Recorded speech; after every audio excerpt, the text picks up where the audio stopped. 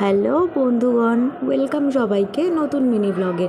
তো আমি বেরিয়ে পড়েছিলাম দেখতে জগন্নাথ ঠাকুরকে। কোথায়? সেটা হলো ডানলপের দিকে। জগন্নাথ, বলরাম, সুভদ্রা সবার রথগুলো দাঁড়িয়ে আছে। দেখো কি সুন্দর, দূর থেকে ভিডিও করেছি কারণ ওপরে ওঠা বারণ ছিল।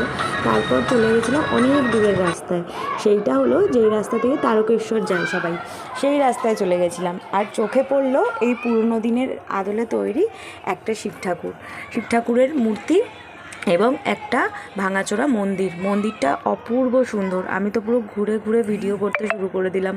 আমার খুব দারুণ লাগে এরকম পুরনো দিনের কোনো ঠাকুর বাড়ি, মন্দির এগুলো দেখতে পারলে। দুপুরবেলার একটু ওয়েদারটাকে উপভোগ করে নিলাম, তারপরে সেই রাস্তা ধরে বেরিয়ে পড়লাম, একটু আশেপাশের গাছপালাগুলোর একটু ভিডিও তুললাম। তারপরে ভাবলাম এই রাস্তা ধরে আজকে যাব সোজা, যেখান থেকে সবাই তারকেশ্বর যাওয়ার সময় পথিকরা হাঁটতে থাকে।